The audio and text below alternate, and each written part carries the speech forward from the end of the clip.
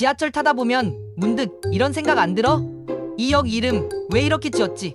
합정, 왕십리, 신당, 뚝섬, 까치산. 그냥 아무 뜻 없이 붙인 것처럼 보일 수도 있는데 사실은 거의 모든 역 이름이 과거의 지명, 전설 혹은 지역 특징에서 따온 거야.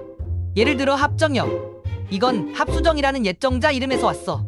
한강과 중랑천이 만나는 지점에 있던 정자야. 합은 합쳐진다는 뜻이고 정은 정자, 즉 두 물줄기가 만나는 곳에 세운 정자라는 뜻이지. 이 지역 이름이 그대로 줄어서 합정이 된 거야. 그럼 왕십리는? 이건 좀 더 흥미로워. 조선시대에 왕이 잠깐 거처하거나 이동할 때 서울 도성 밖으로 10리 정도 떨어진 지점이 바로 지금의 왕십리였대. 왕이 지나가는 거리 심리라서 왕십리라는 이름이 붙은 거야. 지금도 왕십리역 주변에는 옛날 도로 흔적이나 지명, 관련 안내판이 남아있어. 신당역도 꽤 깊은 뜻이 있어. 신당은 말 그대로 새로운 사당을 뜻하거든. 조선시대 왕실이나 고위 관료를 위한 제사 공간이 새로 생기면서 그 지역 이름이 신당이 된 거야. 그 위치가 지금의 신당역 근처야. 그리고 뚝섬역. 이건 한강 옆에 있는 큰 모래섬 뚝섬에서 유래됐어. 원래 뚝섬은 왕실에서 말을 기르던 목장이 있었던 곳이야. 강물이 둘러싼 섬처럼 보였고 홍수 때마다 잠겼다 나왔다 했기 때문에 뚝이란 말이 붙은 거라고도 해.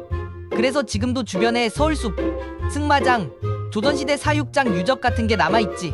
또 재미있는 역 중 하나가 까치산역이야.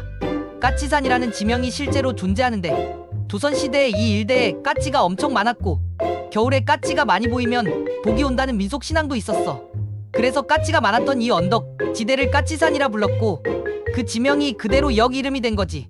도봉산역이나 관악역처럼 산 이름을 딴 경우도 많아. 그 지역에서 가장 상징적인 자연물이 바로 산이니까. 옛날부터 사람들은 산의 위치를 기준으로 동네를 설명하곤 했거든.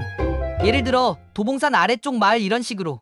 그래서 산 이름이 역 이름에도 그대로 들어간 거야. 반대로 최근에 생긴 역들은 새롭게 생긴 신도시나 기관 이름을 반영해서 만들어졌어. 디지털 리디어 시티역, 마곡나루역, 경의중앙선 서울역처럼 말이야. 정보화 시대, 개발 계획, 기관 중심 시대의 흐름을 보여주는 역 이름들이지.